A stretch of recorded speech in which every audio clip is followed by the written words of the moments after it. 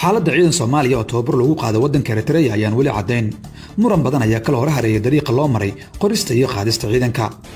mar kale ayaa haddana waxaa dhashay cabsi iyo walaac ku saabsan ciidankaas kadib markii la sheegay in ciidamadii ka dagaalameen xadka dalka Eritrea uu la wadaago gobolka Tigray ee waddanka Itoobiya.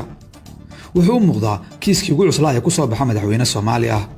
inay arrintu u jirto sida loo dhigayo lama xaqiijin karo ilaa hadda, laakiin waxaa jira tuhun xoog leh, waxaana tuhunkaasi saldhig u ah aamusnaanta madaxweynaha waqtigu ka dhammaaday Maxamed Cabdullaahi Farmaajo. laba qof oo ka mid ah waalidiinta ay carruurtu ka maqan tahay oo uu adduunka TV midna la kulmay midna la xiriiray waxay noo sheegeen dhowr arrimood oo caqligal ah. mid ka mid ah waalidiinta wuxuu inoo sheegay inuu hal wiil ka maqan yahay balse uu weli wiilkiisu nool yahay oo ay markii ugu dambaysay wada hadleen maalmihii ciidda. wuxuu sheegay in xerada uu wiilkiisu ku jira ay ku dhimatay 9 askari laakiin ay tababarkii ku dhinteen. wuxuu sheegay in 9 bilood markay meesha joogeen inuu tababarkii u dhammaaday ilaa haddana aanay aqoonin sababta ay meesha u sii joogaan.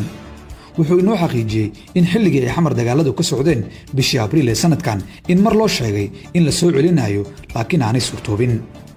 aabbaas wuxuu intaa ku daray inuu wiilkiisa weydiiyey inay jirto askar ka qayb gashay dagaalkii gobolka Tigreega.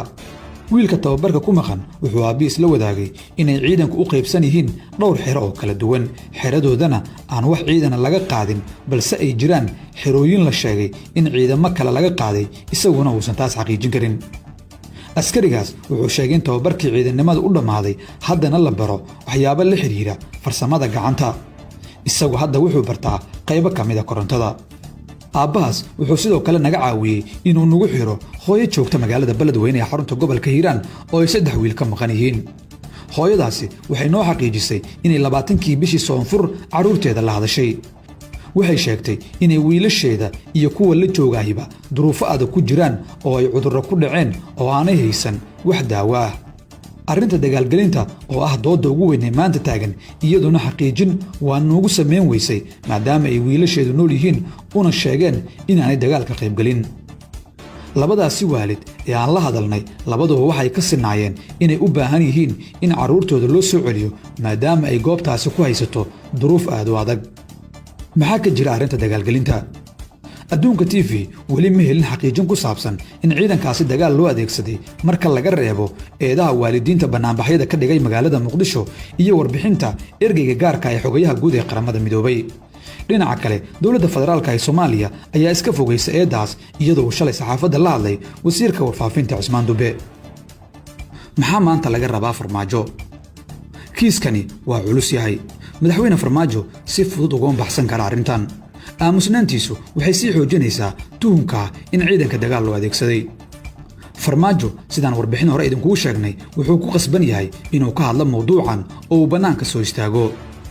haddii uusan arrintan ka hadlin doorashada ka hor ama uusan dalka ku soo celin ciidankaasi intaanay doorashadu dhicin waxay ka dhigan tahay in ciidankaasi loo adeegsaday u shaqaynta dal kale waana meeshii uu ku dhammaan lahaa mustaqbalka siyaasiga ee Farmaajo.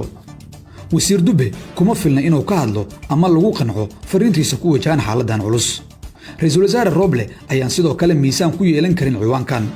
xitaa ra'iisul wasaarihii hore Xasan Cali Kheyre ayaan waxba laga weydiin doonin maadaama aan ciidankan la marsiinin diiwaangelinta wasaaradda gaashaandhigga oo aanay xukuumaddii hore kaalin ku lahayn. sidoo kalena uusan Kheyre xafiiska joogin markii dagaaladu ka socdeen gobolka Tigray.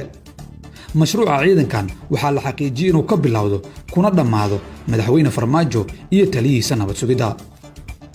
dhinaca mucaaradka, kooxaha mucaaradku waxay u muuqdaan inay hayaan tamar badan oo ay ku sheegaan qaladaadka Farmaajo, laakiin sida ay u wajahayaan ayaa la aaminsan yahay inay xambaarsan tahay qaladaad badan waana midda keentay in eedaha culculus ee Farmaajo ku wajahan ay shaqayn waayaan oo uu ka baxsado. xiisad sidaan u culus in lagu kala qaybsamo oo ay dad badani ka gaabsadaan waxaa loo aanaynayaa farsamo xumada mucaaradka. mar walba oo ay shacabku dareemaan in xaaladda la isku hayo isu rogto mucaarad iyo muxaafid waxaa burburta xuquuqda dhibanayaasha. farsamo xumada mucaaradka ayaa la aaminsan yahay inay sababtay inuu Farmaajo dhowr jeer ka baxsado kiisas waaweyn. mucaaradka waxaa hortaalla inay beddelaan xeeladan halka nuuca ee durbe ciwaanka u beddesha mucaarad iyo muxaafid taasoo sababtay inay dhibanayaal badan xaqooda ku waayaan in dhinac gaara loo xagliyo cabashadooda. waalidiinta carruurtu ka maqan tahay, in ciidan Soomaaliyeed tababar lagu qaado dalka dibaddiisa wuxuu ahaa dhaqan muddo soo jiray oo ay duruufaha dalku sababeen, laakiin midda la isku hayo waa in ciidankii loo adeegsaday dagaal dal kale ka socda. waalidka waxaa haysta culays weyn, waase inay si xirfadaysan uga dhigtaan qareenno qabsadaan oo ay caddaymo u raadiyaan eedda ah in ciidankii loo adeegsaday dagaalkii ka socday gobolka Tigray ee waddanka Itoobiya. waa dareen xoog leh oo uu qof walba fahmi karo, waalidaan in muddo ah rag iyo ruux midna ku haynin carruurtiisa, laakiin sida ay waalidku u wajaheen arrinta waxay sababtay in loo fahmo inay mucaaradku soo abaabuleen. hadda waa inay ka fakaraan siday u kala guri lahaayeen gartooda iyo eedaynta loo jeedinayo ee ah inay mucaaradku soo kiciyeen.